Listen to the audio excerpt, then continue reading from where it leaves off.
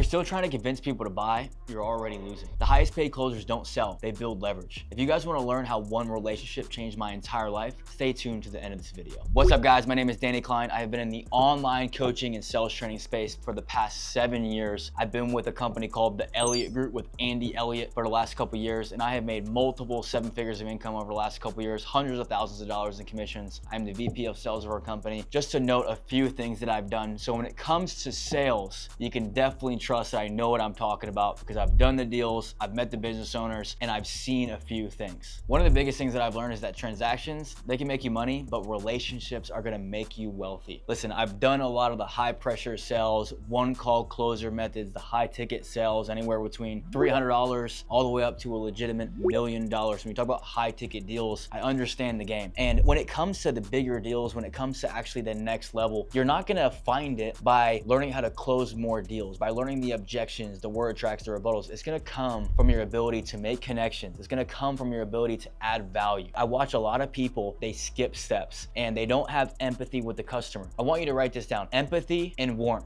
Those are the 2 traits in high performers of salespeople. I'm gonna shout out Tony Robbins for that point, because when you look at salespeople, if you have empathy and you have warmth, number one, you can push the envelope, but I watch people, they're disconnected from the actual customer, trying to find the actual problem. And so what happens is you go from trying to serve the client's intentions for like, how do we serve them and how do we keep the customer at the center of the deal, to how do you serve your own intentions. So what I always try to do is I try to slow the deal down. I try to figure out who they really are, what are their real issues, and if you're focused on the intention of the deal, questions and tonality will come out a lot more natural because you're actually trying to figure out what's going on. It's a simple word called motive. What is your motive? People say, well, I'm here to serve. Are you here to serve or are you here to get a check? I'm all about both, guys. But if your clients don't feel that the serve is over you getting a check, they're gonna bounce. And one thing you don't want bouncing is your checks. So make sure you guys focus on the intent of the relationship, focus on the depth of the relationship. I always say depth over width. What does that mean? I would rather make 10 phone calls that are 30 minutes long than make 100 phone calls that are 5 minutes long. Some people may argue that point, but I think in 2026, sales has changed, the game has changed. Question for you guys: how many of your last 10 deals came from somebody who already trusted you? This leads you to my next point. I think that sales is the transfer of trust. A lot of people still believe that sales is the transfer of emotion, and I do believe there is a small degree of that to still be true, but as everything going on the internet, when you look at Amazon reviews, when you look at the stars, when you look at the amount of people buying the program, the social media followers, the conviction in the voice, we're taking all of these factors into consideration because it comes down to trust. I'm trying to figure out, do I trust this person? It's not, do I think that they have what's available anymore? It's, is it the best? Are they who they say that they are? And so when I think about what's gonna make a deal really go down, it's trust. And how do you build trust? Well, trust comes from, number one, being a industry figure or being an industry expert. Some of you guys are not industry figures yet, totally okay. Well, you better be an expert. An expert isn't deemed by your amount of followers, by your amount of views. It comes down to your amount of knowledge in the industry that you're in. When you sit face to face with somebody and somebody's asking you questions, they're drilling you with questions, they're trying to figure out holes in your game, and you sit there calmly and you have an answer everything they ask. Hey, what are the interest rates? Oh yeah, about 2 weeks ago the Fed lowered the rate by 0.25. They're 4.75 today.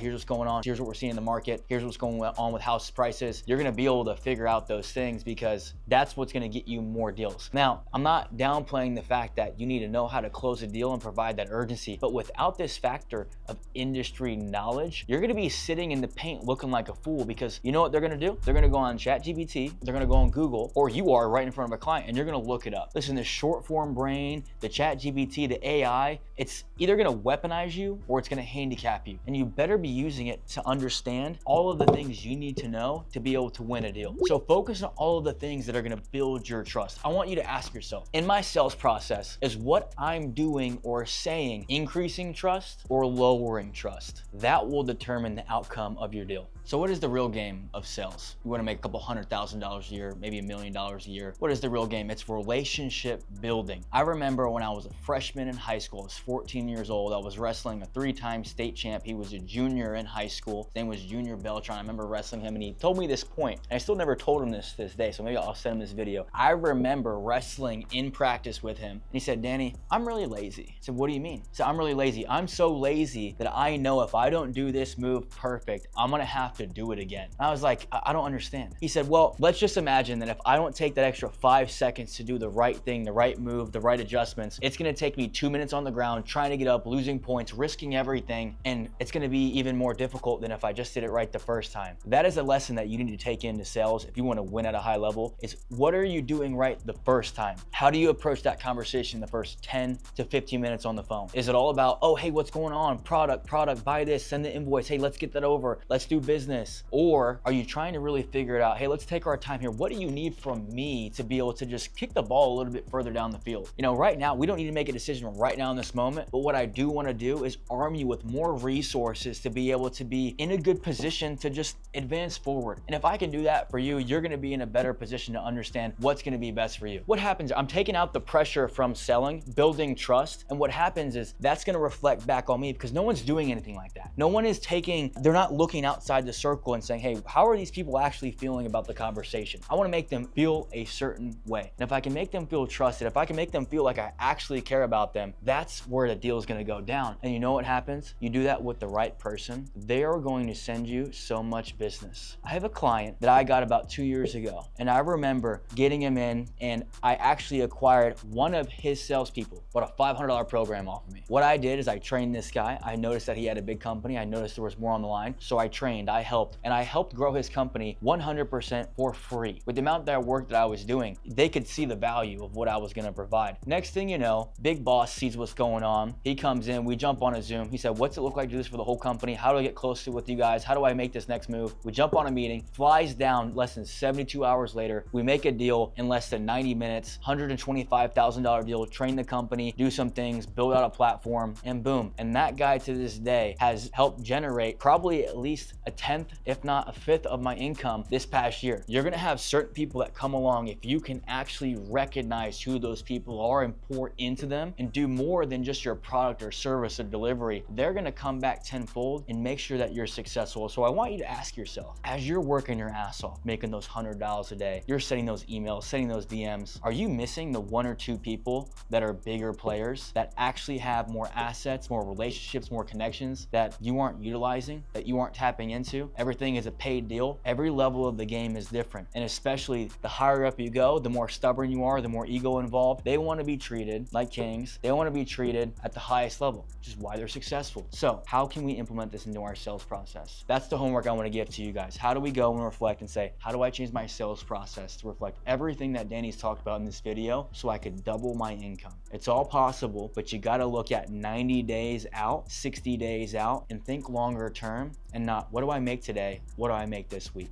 And if you say this far in the video, I hope you didn't miss it. That was the relationship that changed my life and perspective forever. His name was Ben. And I remember watching what happened when I over-delivered for a VIP client. This isn't sending a text, a little email, a gift, a little Christmas card. This is figuring out, what do your people actually want and need, and what are they willing to pay for? And then go and deliver on it. Don't wait to send an invoice or talk about the deal. Go and get it done and watch what happens back, because when you talk to the right people and you have the right connections, they're gonna make sure they take care of you every single time. Very simple, guys. Amateurs close deals and professionals build ecosystems. Who's your community? Who are you nurturing? What is your value? Figure it out, execute. I want you to go back on this video. There may be 1 or 2 points, you might have missed it, but this is the true game. It's not about, I need to talk to my wife, say this and get the deal closed. It's the follow through. There's follow up and there's follow through. Learn how to follow through, get rich forever. Guys, if you like content like this, make sure you like, comment, subscribe, share the video with a homie. If you are in any sales industry, share this out with somebody you think this could be valuable for. Guys, I'm 27 years old. Sales has changed my life forever. And if I could go back in time to when I was 18 and I first got into sales and I could watch content like this, man, I would have been 10 years ahead. So share with the homie, don't be a worm, and we'll see you guys on the next one.